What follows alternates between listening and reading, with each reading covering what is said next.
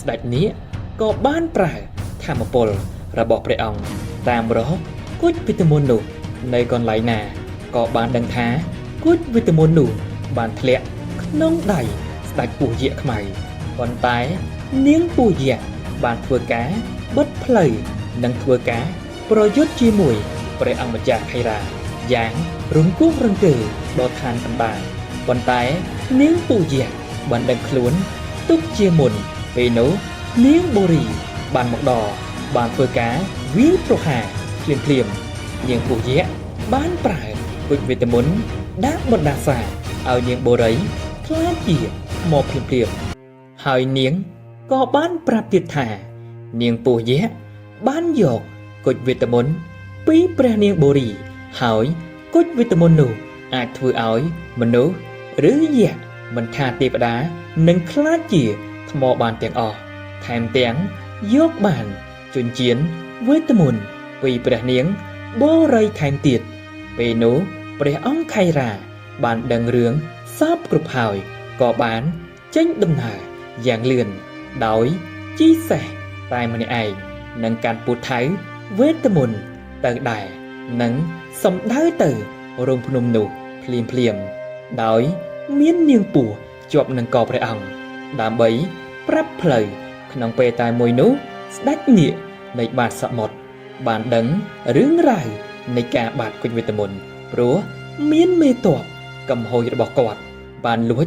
គុជវេទមន្តនោះបង្កើតជារឿងរ៉ាវព្រះអង្គមានការខឹងជាខ្លាំងក៏នាំពលសេនាឡើងមកឋានកណ្ដាលដើម្បីយកគុជវេទមន្តនោះទៅវិញស្ដេចនាគក៏បានប្រើធម្មពល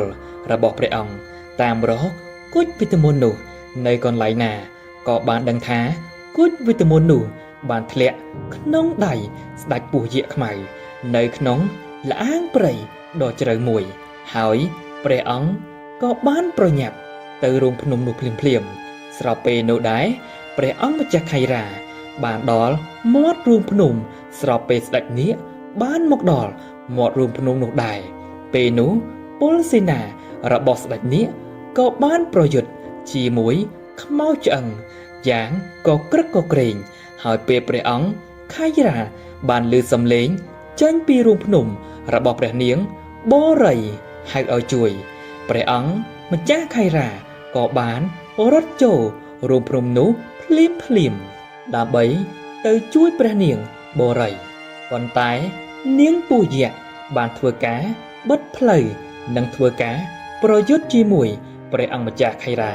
យ៉ាងរង្គោះរង្គើដល់ឋានកណ្ដាលព្រោះតែនាងពស់យក្សបានប្រើគុជវិតមន្តវិបកទៅពូថៅទេពរបស់ព្រះអង្គខៃរាពេលនោះព្រះអង្គខៃរាបានទីចេញពីធម្មពលគុជវិតមន្តនោះធម្មពលគុជវិតមន្តនោះបានហោះបកគ្រោងភ្នំធ្លាយចេញទៅខាងក្រៅ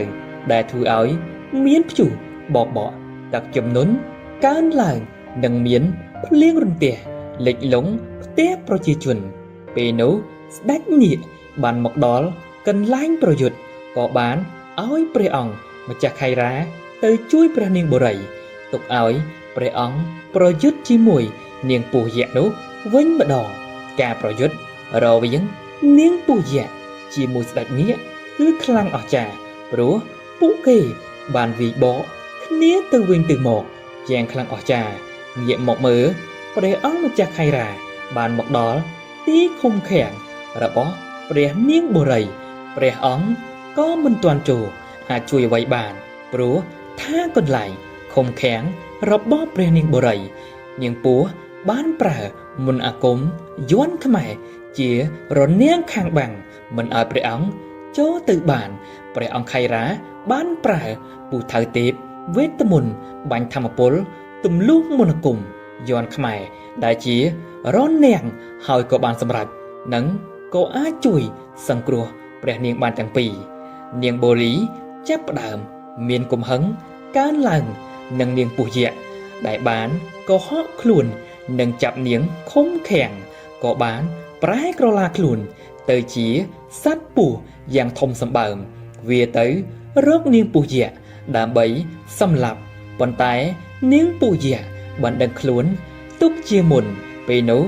នាងបូរីបានមកដល់បានធ្វើការវាយប្រហារភ្លាមនាងពស់យក្សបានប្រើគុជវេទមន្តដាក់បណ្ដាសាឲ្យនាងបូរីខ្លាចជាថ្មភ្លាមពេលនោះនាងបូរីបានឃើញប្អូនស្រីរបស់ខ្លួនខ្លាចជាថ្មក៏មានការតក់ស្លុតជាខ្លាំង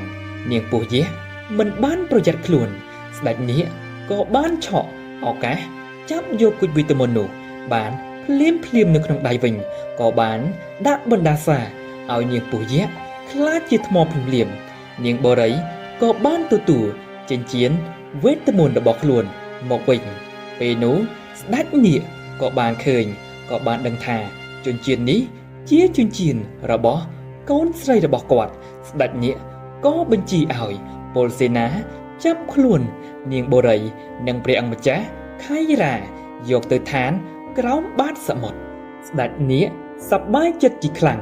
ដែលអាចយកគុជវីតាមីននោះចុះមកក្រោមឋានបាតសមុទ្រវិញបាននៅថ្ងៃបន្ទាប់ស្ដេចនាគក៏បានហៅនាងបូរីមកជួបហើយសួរនាងបូរីថាតើនាងបានជញ្ជាំងនេះបានដោយរបៀបណាព្រោះជញ្ជាំងនេះជាជញ្ជាំងដែលខ្ញុំជូនជាកាដូឲ្យកូនស្រីរបស់ខ្ញុំកូនស្រីរបស់ខ្ញុំឈ្មោះនាងម៉ានេរ៉ាត់នាងបូរីក៏បានប្រាប់រឿងសពគ្រប់ទៅស្ដេចនាគក៏នៅស្ងៀមមួយសន្ទុះក៏ចូលទៅអោបនាងបូរីព្រះអង្គក៏បានប្រាប់ទៅនាងបូរីថានាងម៉ានេរ៉ាត់គឺជាម្ដាយបង្កើតរបស់នាងហើយនាងគឺជាចៅរបស់ខ្ញុំហើយនាងបូរីក៏បានសួរថាលោកតាតើម្ដាយខ្ញុំនៅឯណាខ្ញុំនឹកគាត់ណាស់ខ្ញុំចង់ឃើញមុខគាត់ណាស់ស្ដេចនាគក៏បញ្ជាឲ្យពលសេនាយកនាងម៉ានេរ៉ាត់មកជួបនឹងកូនរបស់នាងម៉ានេរ៉ាត់សប្បាយចិត្តជាខ្លាំងដែលនឹកស្មានមិនដល់ថាអាចចេញមកវិញបានពួកគេក៏បានជួបជុំគ្នាហើយស្ដេចនាគដែលជាឪពុកនាងម៉ានេរ៉ាត់ក៏បានសុំទោសម៉ានេរ៉ាត់ចំពោះអ្វីដែលគាត់បានធ្វើដែលធ្វើឲ្យនាគទាំងពីរបែកបាក់គ្នានាងម៉ានេរ៉ាត់ក៏បាននិយាយវិញថាខ្ញុំសុំទោសព្រះបិតាចំពោះអ្វីដែលខ្ញុំបានធ្វើចំពោះគ្រួសាររបស់យើងព្រោះថាវង្សត្រកូលនាគរបស់យើងមិនអាចមានស្នេហាជាមួយមនុស្សបានឡើយវាជាកំហុសដែរមិនអាចអត់ឱតបានឡើយខ្ញុំគិតតែពីខ្លួនឯងវាជាកំហុសជាភាពអាត្មានិយមរបស់ខ្ញុំម៉ានេរ៉ាត់បានអោបទៅនាងបូរីម្ដាយនឹកកូនខ្លាំងណាស់ម្ដាយសំទោសដែរមិនអាចមើលថែកូនម្ដាយមិននឹកស្មានថាមានថ្ងៃនេះនឹងមកដល់ទេកូននាងបូរីក៏បាននិយាយថាខ្ញុំតែងតែគិតអំពីម្ដាយថាពេលណាពួកយើងបានជួបគ្នាវិញខ្ញុំបានចេញទៅស្វែងរកម្ដាយជារៀងរាល់ថ្ងៃនាងបូរីក៏បានប្រាប់រឿងសំខាន់ទៅម្ដាយរបស់នាងយើងមានប្អូនស្រីមួយទៀតប៉ុន្តែប្អូនស្រីរបស់យើងបានត្រូវបណ្ដាសាឲ្យនាងខ្លាចជាថ្មហើយនៅក្នុងរូងភ្នំមួយនាងម៉ានេរ៉ាត់បាននិយាយហេតុអ្វីព្រំលិខិតបានធ្វើបាបពួកយើងម្លេះឲ្យពួកយើងព្រាត់ប្រាសគ្នាតើពេលណារឿងអាក្រក់ទាំងអស់ឈប់មានសម្រាប់គ្រួសាររបស់យើងស្ដេចនាគបាននិយាយថាមិនអីទេឥ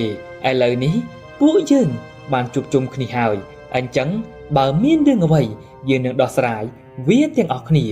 នេះគឺជាព្រះអង្គម្ចាស់ខៃរ៉ាដែលប្រថុយជីវិតដើម្បីសង្គ្រោះចៅស្រីរបស់យើងដែលត្រូវបានស្ដេចពស់ចាប់យកទៅឃុំឃាំងនៅក្នុងរូងភ្នំនាងម៉ានេរ៉ាត់ក៏បាននិយាយទៅព្រះអង្គម្ចាស់ខៃរ៉ាថាខ្ញុំអរគុណព្រះអង្គដែលបានជួយកូនស្រីរបស់ខ្ញុំនឹងផ្ដល់ការតបស្នងមួយដល់ព្រះអង្គនឹងលើកកូនស្រីរបស់ខ្ញុំធ្វើជាមហាសីរបស់ព្រះអង្គស្ដេចនាគគាត់និយាយថាយើងនឹងអនុគ្រោះឲ្យពួកគេទាំងពីរស្រឡាញ់គ្នាបានរវាងចៅស្រីរបស់យើងជានាគឯព្រះអង្គគឺជាមនុស្សស្រឡាញ់គ្នាទៅវិញទៅមកព្រោះយើងឃើញថាព្រះអង្គក៏មានចិត្តទៅលើចៅស្រីយើងដែរស្ដេចនាគនិងម៉ានេរ៉ាត់ក៏បានអភិសេកឲ្យពួកគេទាំងពីររវាងព្រះនាងបូរីជាមួយព្រះអង្គម្ចាស់ខៃរ៉ាស្ដេចនាគ ក៏បានឲ្យពួកគេទាំងពីរគ្រប់គ្រងឋានបាតប្រជុំនាគជំនួសគាត់អ្នកទាំងពីរក៏បានមកលេងម្ដាយចិញ្ចឹមរបស់នាងបូរីគឺនាងណាំវ៉ានាងណាំវ៉ាបានឆ្លើយថាម្ដាយរីករាយណាស់ដែលបានឃើញកូនរកឃើញម្ដាយបង្ការរបស់កូនបន្ទាប់មកហើយភាពរុងរឿងនៃអាណាចក្របានសមុទ្ររុងរឿងជារៀងរហូតអស់រយៈពេលជាច្រើនឆ្នាំកន្លងទៅនាងបូរីបានព្យាយាមរកវិធីដោះបណ្ដាសាដើម្បីជួយប្អូនស្រីរបស់ខ្លួនប៉ុន្តែនាងនៅតែរកមិនឃើញនៅឡើយព្រោះគ្មានអ្នកណាអាចផ្ដល់ចម្លើយមកឲ្យនាងបានសូម្បីតែជីតារបស់ខ្លួនដែលជាស្ដេចនាគក៏មិនដឹងថាត្រូវធ្វើយ៉ាងណាដើម្បីអាចជួយបាននៅថ្ងៃមួយនាងបូរីក៏បានអស់សង្ឃឹមនិងអស់កម្លាំងចិត្តទាំងស្រុងថានឹងអាចរកវិធីបំបែកបណ្ដាសានេះបាននាងបូរីក៏បានកាន់ពុជវិតមុនក៏បានសួរថាយើងត្រូវធ្វើដូចម្ដេចដើម្បី